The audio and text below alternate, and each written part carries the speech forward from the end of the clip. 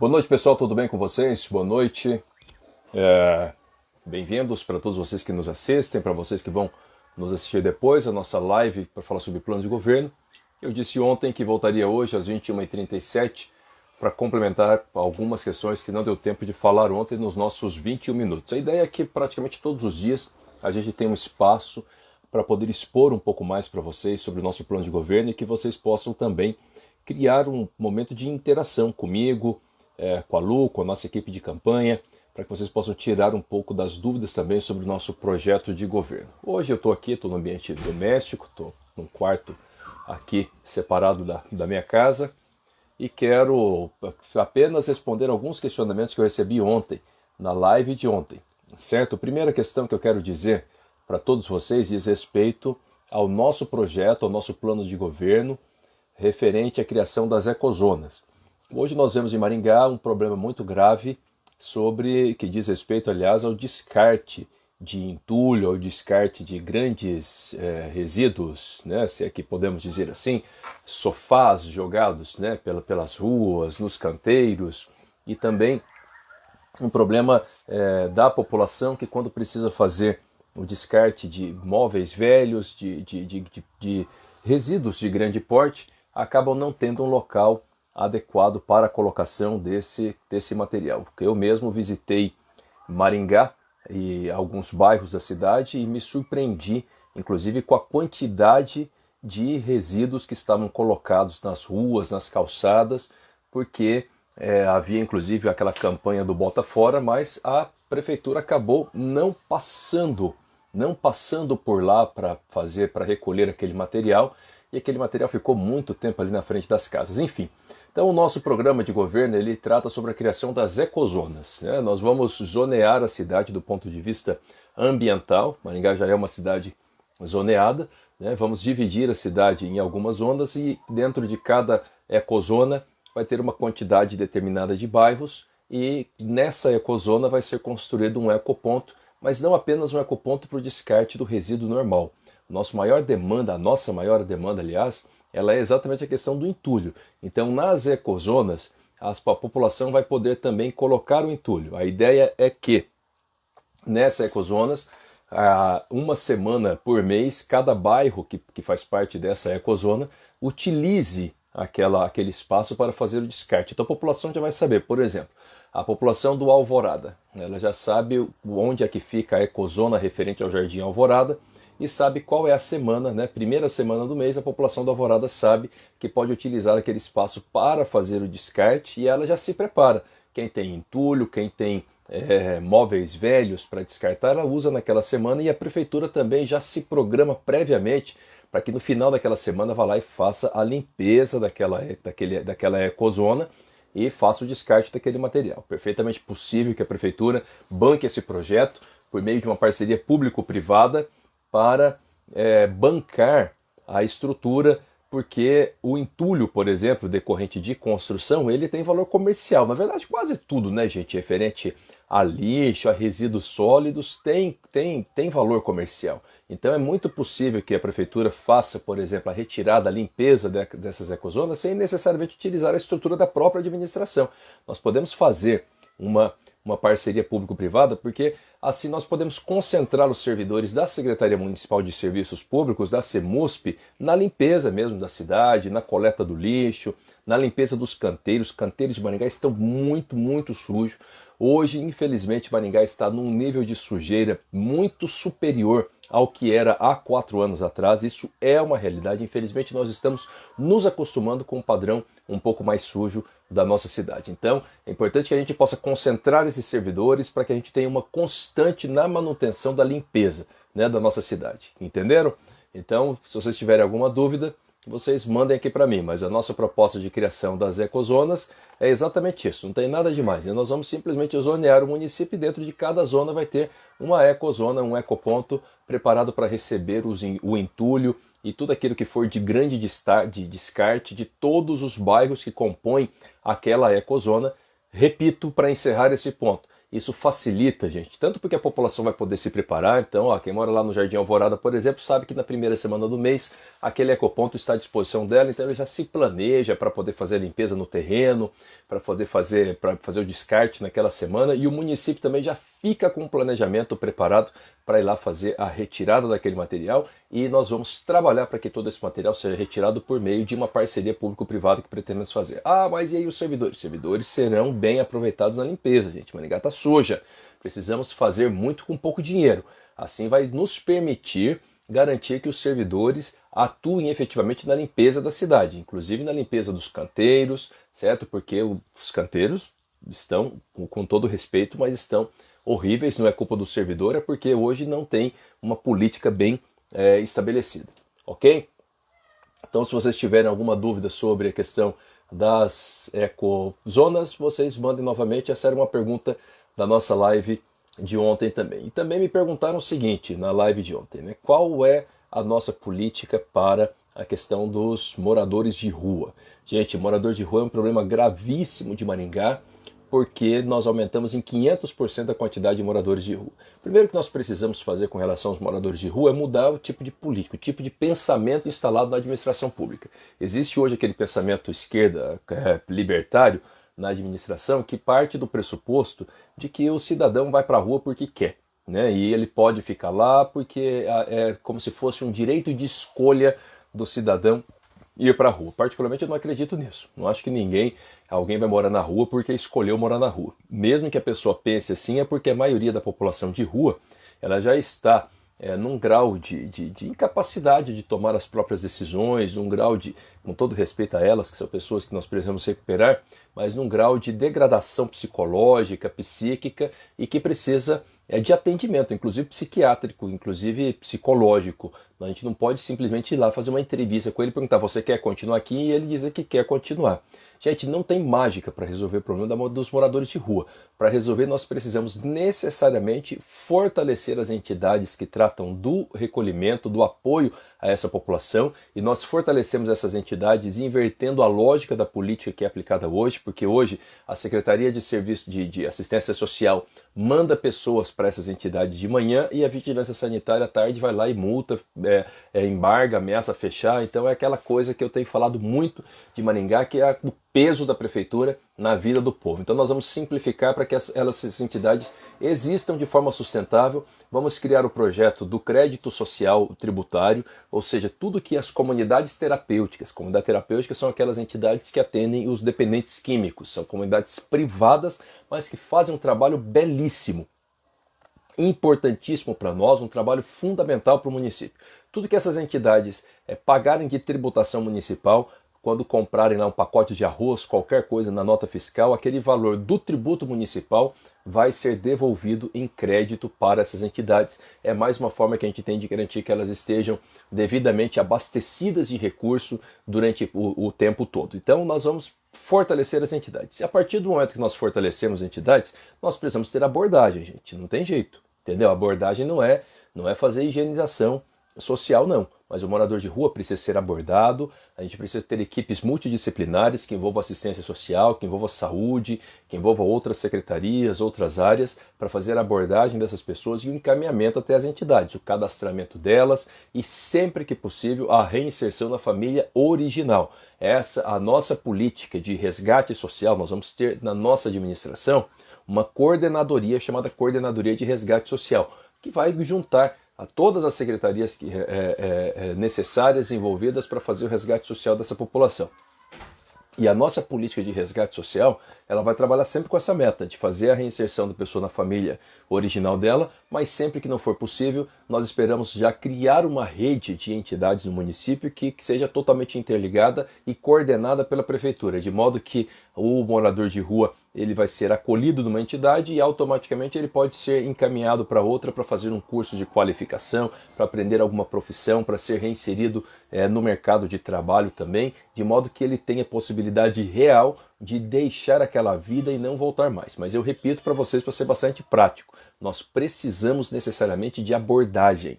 certo? Fortalecer as entidades e abordagem, parar, ir lá, saber quem é que está na rua, cadastrar aquela pessoa, saber o histórico dela e levar aquela pessoa, convencer aquela pessoa de que a rua não é o lugar dela, a rua não é lugar para ninguém morar. Nós não vamos trabalhar com o pressuposto que a pessoa está na rua porque ela escolheu, porque ela quer e a gente tem que respeitar esse direito dela. Nós vamos respeitar a pessoa porque ela é um ser humano e como ser humano, nenhum ser humano nasceu para morar na rua, nenhum ser humano nasceu para ser tratado ou deixado como um ser qualquer, como um animal qualquer ali. Ele tem que ser tratado como um ser humano ainda que esteja psicologicamente, emocionalmente doente. Nós entendemos isso, certo? Então, gente, eu tenho um apreço muito grande por essas entidades e pelas comunidades terapêuticas, porque desde a minha formatura eu trabalho, aliás, desde a época que eu estudava na UEM, eu trabalhei com apoio a essas entidades. Então eu tenho um apreço muito grande, especialmente pelas comunidades terapêuticas, são padres, pastores, tem entidades ligadas aos centros espíritas que desenvolvem um trabalho social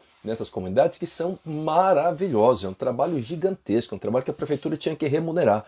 É inadmissível que a prefeitura continue atrapalhando esse pessoal a trabalhar, porque eles fazem um trabalho muito melhor do que a própria prefeitura. Isso é muito mais barato para a prefeitura apoiar essas entidades, né, dar recurso firme para elas ali, para que elas trabalhem e tirar o peso da fiscalização, do que ficar criando embaraço toda hora, sabe? Fiscalização atrás de fiscalização. Eu contei para vocês, não sei quem de vocês assistiu o debate, né, naquela quinta-feira lá na Bandeirantes, mas no debate eu citei o caso de uma entidade da minha igreja. Eu faço parte da 10ª Igreja Presbiteriana Renovada, né? E a Igreja Presbiteriana Renovada em Maringá tem uma entidade de acolhimento aos moradores de rua. E ela recebeu uma ameaça de embargo por parte da vigilância sanitária porque não tinha uma tela na cozinha, tinha que colocar uma tela na cozinha.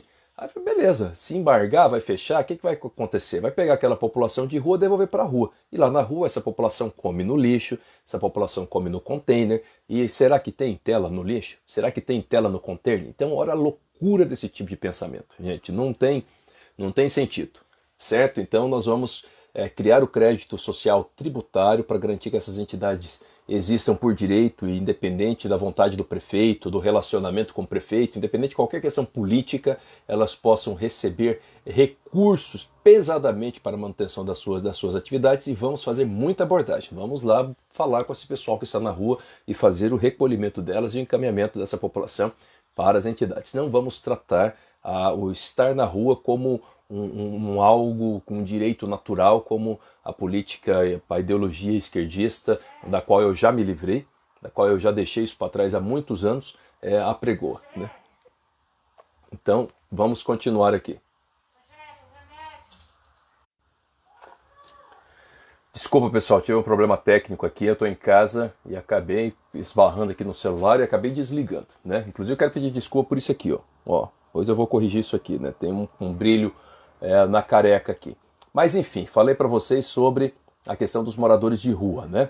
Então agora outra pergunta que me fizeram foi com relação aos animais, política voltada para os animais de rua especialmente. Nós tivemos recentemente a aprovação do projeto de lei pelo governo Bolsonaro que aumentou a pena para as pessoas que praticam maus tratos aos animais, um projeto de lei muito comemorado, especialmente pelas pessoas que são vinculadas à causa animal. Eu particularmente também comemorei muito a aprovação desse projeto. E o que nós precisamos fazer? Nós precisamos primeiro terminar de forma efetiva o censo municipal dos animais, especialmente dos animais de rua em Maringá. Nós precisamos ter um censo, precisamos fazer com que todos os animais de rua estejam devidamente identificados, eles podem ser identificados com chip, né? Tem várias tecnologias para isso, de modo que, uma vez que esse animal seja resgatado na rua e seja levado para adoção, vá para alguma entidade, a pessoa que pega ele, ela tem que se responsabilizar pelo cuidado. Nós não podemos admitir que um animal que tenha sido retirado seja depois devolvido para a rua.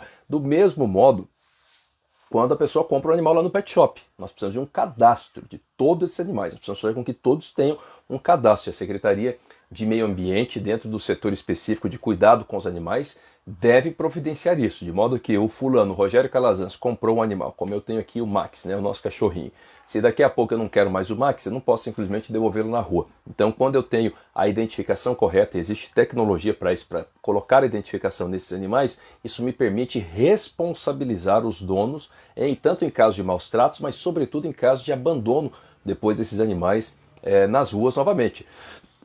Desculpa, pessoal. E não tem jeito, gente. Nós precisamos responsabilizar as pessoas. Entendeu? Não tem, o poder público não consegue resolver todas as coisas. Então nós vamos criar o censo, nós vamos cadastrar esses animais, nós vamos criar um programa específico para que todos os pet shops façam esse cadastramento e vamos criar campanhas periódicas. Então, há uma semana, né, lá nas escolas municipais, por exemplo, as crianças respondendo se tem um animalzinho, qual o nome daquele animalzinho, qual a idade daquele animalzinho, qual que é a situação daquele animalzinho. Isso depois nos permite ele pegar, fazer mais uma semana para que crie lá a semana de vacinação desses animais, a semana de identificação desses animais, para colocação da etiquetazinha, do chipzinho ali, para que ele fique devidamente protegido. A gente assim vai saber se aquele animal tem os cuidados sanitários necessários, né? Qualquer pessoa que pegar, qualquer autoridade da vigilância sanitária ou qualquer autoridade da saúde, da zoonose municipal, vai ter condições de saber a situação daquele animal. Gente, isso não é secundário.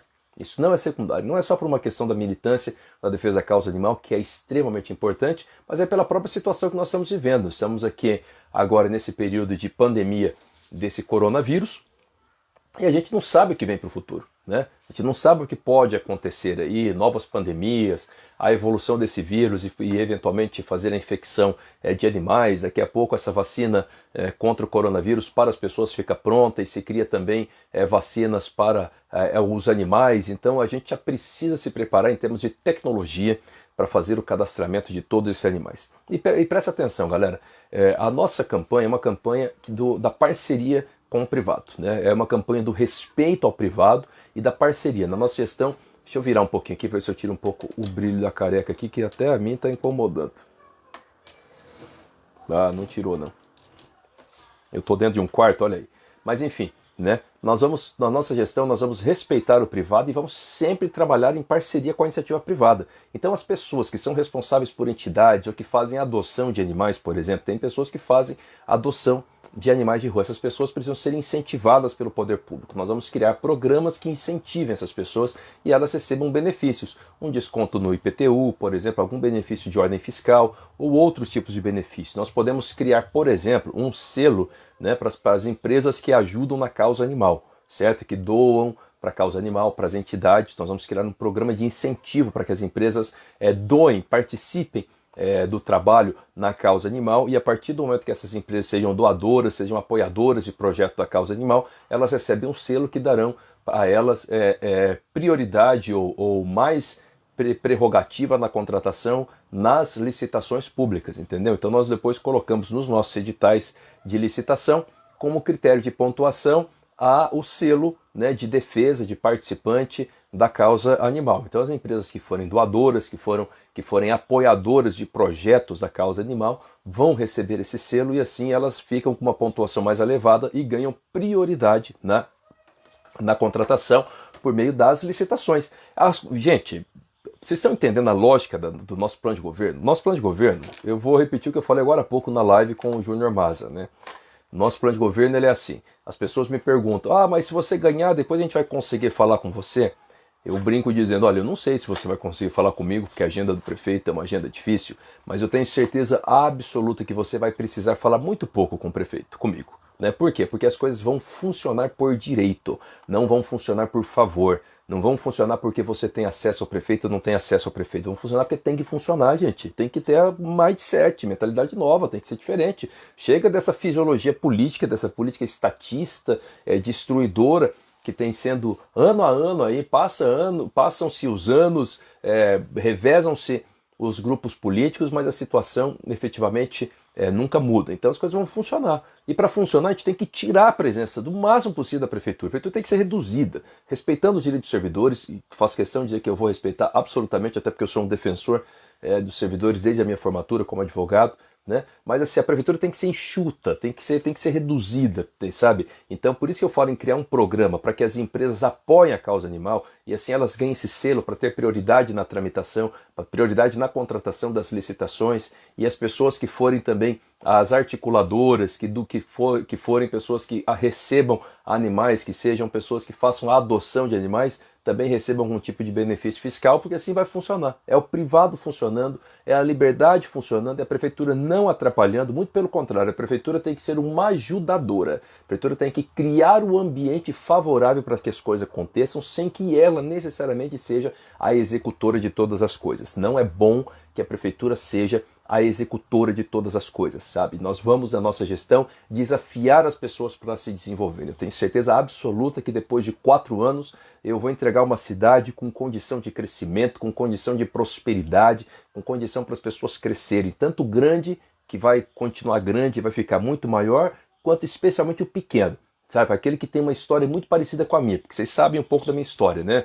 Minha história está no livro da Donep. Eu vim lá do Mato Grosso do Sul para estudar aqui na Universidade Estadual de Maringá. Sou filho de uma professora, hoje diretora de escola pública lá, e de um pedreiro analfabeto que faleceu no mês passado. Então, família pobre, eu sou filho único, não tenho irmãos biológicos. Eu, para estudar, eu tinha que comer manga, comer marmitex dia sim e dia não, e já trabalhei de servente de pedreiro, então eu sei das dificuldades da vida, eu entendo muito sobre vida, eu sei exatamente o que eu estou falando, então eu quero que as pessoas que tenham a mesma história que eu tive tenham condições de se desenvolver em Maringá. Elas vão poder dizer o seguinte, vão ser desafiadas, certo? A se desenvolver e vão falar com orgulho que Maringá deu para elas essa condição, certo? A condição de não pensar simplesmente em ter uma carteira assinada, porque a prefeitura vai ensiná-la que é muito mais rentável para ela não ter uma carteira assinada, mas ela abrir um MEI, certo?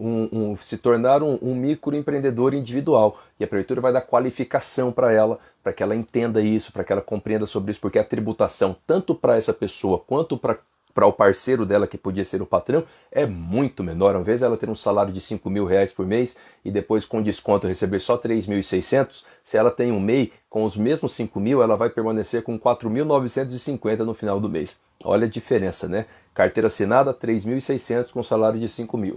MEI, 4.950. Para ser mais exato, R$ 4.947. Então, nós precisamos abrir os olhos, falar isso para o nosso povo, entendeu? Qualificar o nosso povo com a verdade, entendeu? Ensinar o nosso povo a trabalhar. É isso que a gente vai fazer, para que no privado, no comum, na vida natural das pessoas, as coisas funcionem, tenha fluidez, sem a necessidade da presença pesada e constante da administração pública ali na cabeça do povo, como é hoje, essa coisa amarrada, ninguém consegue nada, você protocola um papel na prefeitura, não sabe se vai ter resposta, vamos ser sinceros, gente, é desse jeito que funciona. Não, repito, não é culpa do servidor, porque o servidor cumpre o que é determinado pela gestão, então é problema de gestão, entendeu? Problema de gestão. Certo? Você protocola um papel, não sabe se vai ter resposta ou não. Você precisa fazer uma obra, é uma encheção de saco do tamanho do mundo. Eu fui lá num bairro, conversei com a dona de casa que recebeu ameaça de multa, foi embargada porque estava fazendo uma obra pequena na casa dela, casa popular, daquelas casas populares antigas, fazendo uma reforminha que ela juntou dinheiro durante anos. Aí ela colocou uma areia por um dia só lá na calçada, recebeu lá a fiscalização, que o pessoal localiza isso pelo GPS. Só que o detalhe é o seguinte, a cadeira lá, a calçada lá não tem acessibilidade, o bairro tem movimentação pequeníssima de pessoas, não estou falando que tem que deixar areia lá, mas a prefeitura tem que fazer a parte dela, certo? As calçadas lá no local onde ela mora, nenhum local tem aquela rampinha para o cadeirante subir, então a prefeitura não fez a lição de casa e está cobrando o povo. Entendeu? A prefeitura não cumpre o mínimo papel dela e joga a responsabilidade para a população. Essa lógica comigo vai acabar. É por isso que eu vou anistiar as multas do período da pandemia, por isso que eu vou facilitar a vida para o povo. É isso, gente. Sem gastar dinheiro, tomar decisões ousadas, decisões firmes que vão fazer a diferença na vida da população. E que no longo aí de 2, 3, 4 anos no final da nossa gestão, todo mundo vai olhar para trás e vai ver a diferença que fez. É instalar em Maringá uma cultura diferente, uma cultura nova, certo?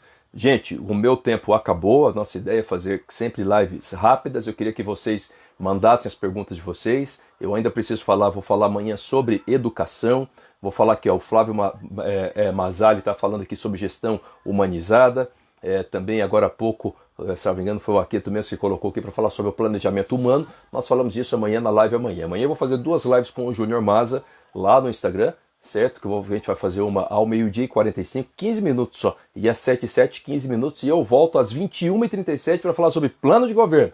O que é que a turma do Rogério Calazans pensa em fazer aí, entendeu? Então aí eu espero vocês comigo, mandem as perguntas, e manda pergunta difícil, me coloca contra a parede aí, para não cair em fake news, né? Porque tem mentira, a turma da mentira aí, a turma que pega fundo eleitoral, tem uma galera aí que se diz representante da nova da nova política, mas está mamando no fundo eleitoral, entendeu? Que é dinheiro que foi tirado da educação, da saúde do povo. Isso é uma loucura, sabe? Ou você vive o que fala, ou você vai para casa dormir. Eu me nego a roubar a população brasileira pegando dinheiro desse fundo, que foi um golpe que o Congresso Nacional deu contra o povo brasileiro para fazer campanha. Prefiro perder, prefiro ficar com 12 segundos de televisão, prefiro ficar com a campanha pequena, restrita, mas vivendo a verdade, vivendo aquilo que eu falo, do que ser um engodo, um enganador como qualquer outro aí. Deus te abençoe, em nome de Jesus, certo? Um grande abraço, né? Eduardo Alquim, um grande abraço.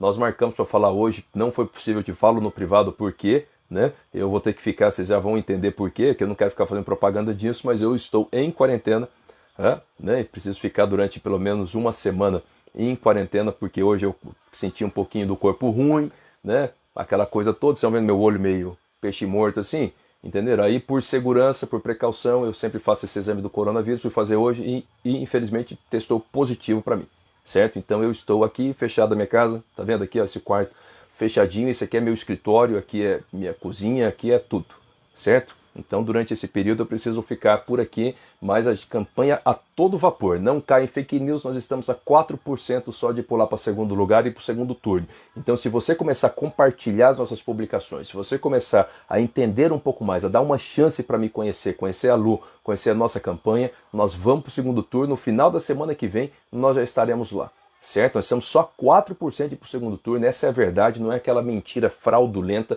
mentirosa, não. Então dá uma chance para quem pensa diferente, para quem tem plano de governo, para quem não usa o fundo eleitoral para fazer a diferença. Começa a compartilhar, entra na nossa campanha e vai arrebentar. Eu preciso ficar em quarentena agora, mas eu creio, eu sei o Deus a que eu sirvo, entendeu? Eu já tive chagas e eu fui curado das chagas, que não tem cura para medicina. Né? Então eu não estou com a consciência absolutamente tranquila de que daqui a uma semana, metade da semana que vem, eu vou estar na rua, mas eu vou estar o tempo todo em campanha, vocês vão estar me vendo aqui, fazendo live, conversando com vocês, e a nossa turma vai estar na rua, os nossos vereadores, a Sandra Ruiz, a nossa vereadora, a nossa empresária que está aqui, vai estar na rua, vai estar falando com vocês o tempo inteiro, porque nós somos uma chapa independente que veio para fazer a diferença, certo? Deus te abençoe em nome de Jesus. Se tem alguém aí, ó, doente, seja curado, que seja um final de semana de muita alegria, um sábado de muita alegria para você, um domingo de muita alegria para você, para sua casa, para sua família. Em nome de Jesus, galera. Em nome de Jesus, que o Senhor